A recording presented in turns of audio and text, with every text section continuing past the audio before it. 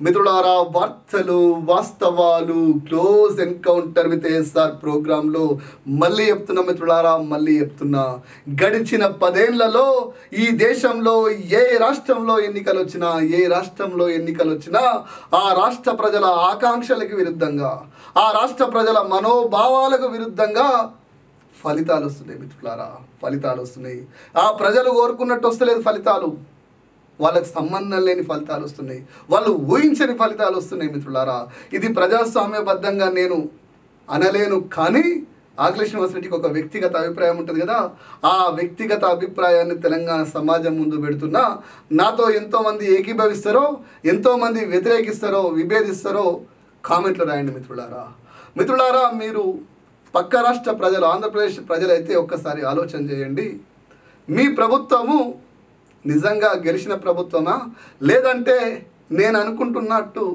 EVM ప్రభుత్వమా ఒక్కసారి కింద కామెంట్లు రాయండి ఎందుకంటే బర్రెలెక్కతో పోటీ పడి డిపాజిట్ల కోసం తనలాడిన వ్యక్తి 21 సీట్లలో గెలిచిండంటే నాకైతే నమ్మే సఖ్యం కావట్లేదు అది నేను మీ ముందు చెప్తున్నా మిత్రులారా ఒకసారి కింద కామెంట్లు రాయండి ఇక ఈవీఎం ప్రభుత్వం సంగతి పక్కన పెడితే ఈ దేశంలో ఏ రాష్ట్రంలో ఎన్నికలు వచ్చినా కూడా ఆ రాష్ట్రంలో బీజేపీ కానీ కాంగ్రెస్ పార్టీ కానీ ఈ రెండు పార్టీలు అధికారంలో లేకుండా ఉంటే ముందుగా ఈ దేశ ప్రధాని అక్కడికి ఏరుకుంటాడు అక్కడికి వెళ్ళి ఆ రాష్ట్రం కోసం పనిచేస్తున్నటువంటి ముఖ్యమంత్రి మీద కామెంట్లు పెడతాడు తర్వాత ప్రశాంత్ కిషోర్ లాంటి కనుగోలు లాంటి వేల కోట్ల రూపాయలు అక్రమంగా సంపాదించినటువంటి వేల కోట్ల రూపాయలతోటి వాళ్ళ కుక్కల్ని పంపించి అక్కడి రాష్ట్ర ప్రజల్ని ఆలోచించకుండా సోషల్ మీడియాలో గత్తలు లేపి అక్కడి రాష్ట్ర ప్రజలకు సమస్యలు తెలియకుండా వాళ్ళ మైండ్ని డైవర్ట్ చేసే ఈ సోషల్ మీడియా గేమ్ స్టార్ట్ అవుతుంది ఇటు దేశ ప్రధాని పోయిండు అటు సోషల్ మీడియాలో గత్తలు చేసే కుక్కలు పోయినాయి పేటీఎం కుక్కలు తర్వాత నరేంద్ర మోడీ బీజేపీ ఇచ్చే స్క్రిప్ట్ పట్టుకొని రాహుల్ గాంధీ కూడా అడిగి ఏరుకుంటాడు ఎందుకంటే ఈ బీజేపీ కాంగ్రెస్ రెండు జాతీయ పార్టీలే కానీ ఇవి వేరు పార్టీలే కావు రెండు ఒకటే పార్టీ అది భారతీయ జనతా కాంగ్రెస్ పార్టీ ఈ రెండు పార్టీలు కలిసి ఆ సోషల్ మీడియా టీం కలిసి అక్కడ ఉన్నటువంటి నాయకుల మీద విష ప్రచారం చేస్తారు అవసరం అనుకుంటే 2 ఏళ్ల ముందే తప్పుడు కేసులు బుక్ చేపిస్తారు ఈడీలను పంపిస్తారు ఐటీలను పంపిస్తారు వినకపోతే జైలుకు పంపిస్తారు ఆ రాష్ట్రంలో పాలనను ఆగం చేస్తారు పాలన జరగకుండా చేస్తారు అవసరం అనుకుంటే దేశ ప్రధానే కాదు ఆ రాష్ట్ర గవర్నర్లు కూడా పాలన చేస్తారు ఈడీలు పాలన చేస్తాయి ఐటీలు పాలన చేస్తాయి సోషల్ మీడియాలో అరిసే కుక్కలు కూడా పాలన చేస్తాయి వాస్తవంగా ప్రజలు గెలిపించిన నాయకుడిని ఆడ పాలన ఏనియరు ఆయన తీసుకుపోయి జైలు వేస్తారు వాళ్ళ కొడుకున్న కూతురున్న కనికరం లేకుండా కత్తి గట్టి కక్ష గట్టి తప్పుడు అక్రమ కేసులు కట్టి వాళ్ళని జైలుకు పంపేయడానికి కూడా వీళ్ళు వెనకాడరు ఎందుకంటే ఎంతోమంది ప్రాణాలని బలిగొని వాళ్ళ శవాల మీద వీళ్ళ రెండు జాతీయ పార్టీలు నిలబడ్డాయి కాబట్టి ఇది ఎవరు ఒప్పుకున్నా ఎవరు ఒప్పుకోకపోయినా ఇట్లా నిజాలు చెప్తుంటే చాలా మందికి బాధ అవుతుంది కానీ వాస్తవాలు ఇవే మిత్రులారా నేను సూటిగా అడుగుతున్నా ఈ రాహుల్ గాంధీ నిజంగానే ప్రతిపక్ష నాయకుడైతే ఈ రాహుల్ గాంధీకి ఈ నరేంద్ర మోడీకి నిజంగానే శత్రుత్వం ఉండుంటే చిన్న సంబంధం లేని కేసులో ఈయన జైలు పంపించినటువంటి ఈ మోదీ రాహుల్ గాంధీని ఇన్ని రోజులు ఉంచునా బయట రాహుల్ గాంధీని ఇన్ని రోజులు ప్రతిపక్ష నేతగా బయట ఉంచునా ఎందుకంటే కాంగ్రెస్ అంటేనే స్కాములకు కన్న తల్లి కాంగ్రెస్ పార్టీ అట్లాంటి ఏం లేదు స్కామ్ లేదు స్కీమ్ లేదు కేజ్రీవాల్ తీసుకుపోయి జైలు వేసారు మరి స్కామ్లకే తల్లి లాంటి కాంగ్రెస్ పార్టీ అధినేతగా ఉన్న రాహుల్ గాంధీని బయట ఉంచునా ఈ నరేంద్ర మోడీ కానీ ఈ ఈడీ కానీ ఈ ఐటీ కానీ ఒక్కసారి ఆలోచన చేయండి మిత్రులారా వీళ్ళిద్దరు ఒకటే మీరు బాగా ఆలోచన చేయండి మీకు బాగా ఆలోచన చేస్తే మీకు అర్థమవుతుంది తెలంగాణ ప్రజలకు బాగా అవగాహన కూడా ఉంటుంది ఏంటంటే ఆ మధ్య హుజరాబాద్లో ఎలక్షన్లు చూసారు కదా బీజేపీ క్యాండిడేట్ని గెలిపించడం కోసం 60,000 ఓట్ షేర్ ఉన్నటువంటి కాంగ్రెస్ పార్టీ వాళ్ళు 3,000కు పడిపోతారు ఆడ బీజేపీని గెలిపించుకుంటారు ఇదే రాహుల్ గాంధీ దేశంలో జోడో యాత్ర అని చెప్పేసి నానా హంగామా చేసి ఆడ యుద్ధం జరుగుతుంటే మునుగోడు నుంచి పారిపోతాడు.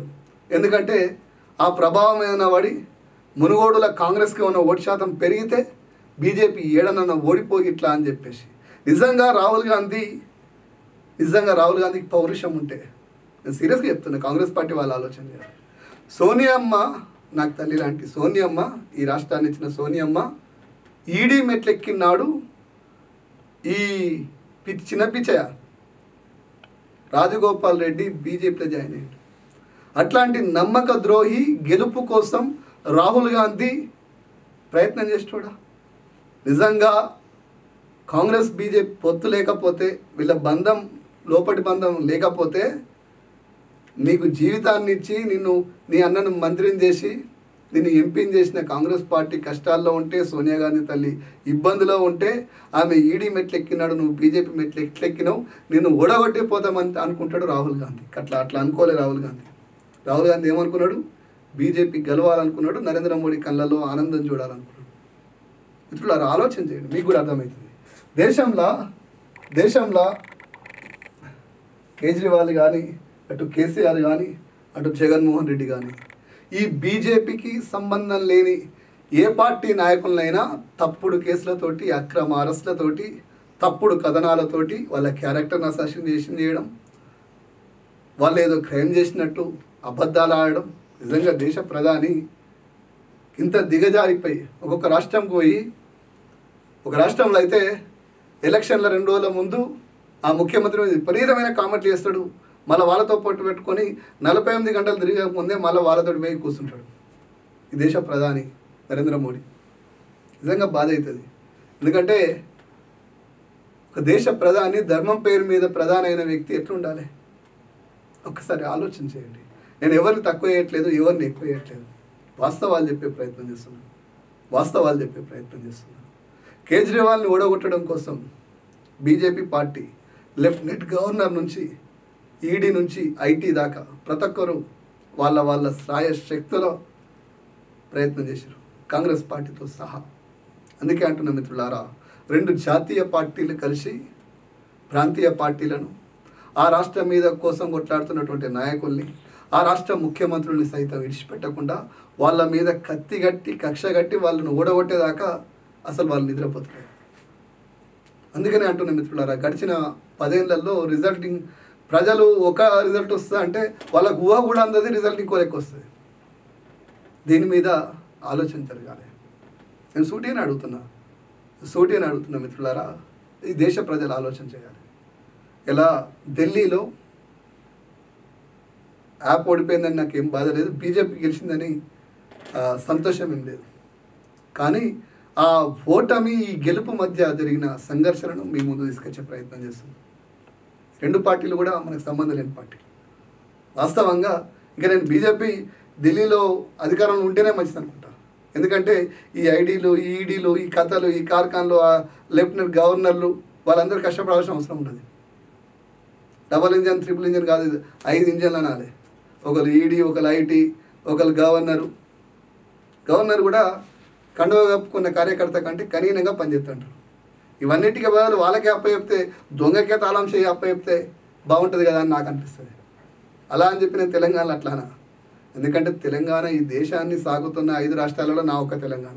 ఇలా వాళ్ళని నమ్మి వాళ్ళు చెప్పే కథలు విని ఇలా తెలంగాణ ఆగమైంది.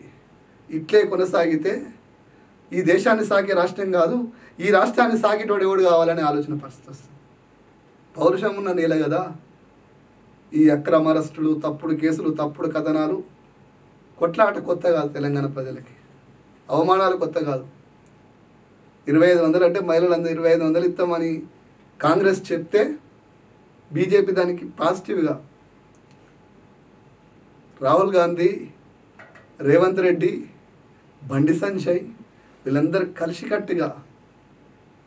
కలిసికట్టుగా నిర్ణయాలు తీసుకున్నారు, కలిసికట్టుగా బీఫామ్లు ఇచ్చారు. చాలామందికి తెలుసు. మీకు ఎంపీలలో అయితే ఓపెన్గా చెప్పుకున్నారు కొంతమంది. కేసీఆర్ను ఓడగొట్టి తెలంగాణ ప్రజల్ని మాయమాటలు చెప్పి మహిళలకి 2500 ఇస్తా అన్నారు. ఇలా మహిళల గురించి మాట్లాడే పరిస్థితి లేదు. నడి రోడ్డు మీద మడ్డలు జరుగుతుంటే అడిగే పరిస్థితి లేదు. అక్రమ కేసులతోటి ప్రశ్నించే గొంతుల్ని అరెస్టులు చేస్తుంటే నవ్వుకునే పరిస్థితి వస్తుంది. మరి ఏ రాష్ట్రం వచ్చింది, ఏం జరుగుతుంది అని. మిత్రులారా, నేను ఇంకా కూలంకుషంగా ఢిల్లీకి సంబంధించిన రిజల్ట్ చెప్దాం అనుకున్నా, కానీ ఒక ఢిల్లీయే కాదు, ఈ దేశంలో అన్ని రాష్ట్రాల పరిస్థితి అదే అని చెప్పడానికే.